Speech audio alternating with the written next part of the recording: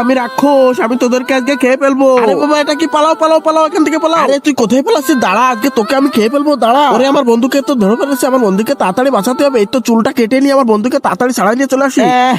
আমার চুল তাড়াতাড়ি এনে দাও। গুরু বাবা এই চুলটা তাড়াতাড়ি তুমি ব্যাগ এনে দাও। আচ্ছা ঠিক আছে বৎস, এনে তোকে একটা স্প্রে মেরে দিলাম, এবার দেখ তোর চুল উঠে গেছে। দেখি তো তুমি আমার কেমন চুল দিয়েছো।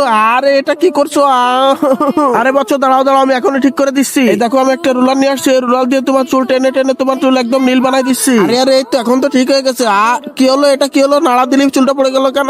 আমার চুলটা ঠিক করে দাও তাড়াতাড়ি। তারপর গুরু বাবা যা করলো সেটি দেখার আগে তুমি যদি বলতে পারো এই বাচ্চাটির চুল কে কাটতেছে, তাহলে একটা লাইক করে কমেন্টে বলে যাও। এই সুন্দর ছবিটি যদি তোমার ভালো লেগে থাকে তাহলে একটা সাবস্ক্রাইব করে যাও। এনে দেখ আমি অনেকগুলো তেলাপোকা নিয়ে আসছি, এই তেলাপোকা এখন তোর মাথায় ছেড়ে দিব। তারপর তোর আসল চুল আসবে, আরো অনেক মজবুত হয়ে যাবে, ছেড়বে না আর কখনো কোনোদিনও। দেখি একটু চুলটা ঘুরে ঘুরে টেস্ট করে দেখি। আরে ওই তো সবকটা ওই জায়গায় আছে, আমি এখন সবকটাকে খাবো।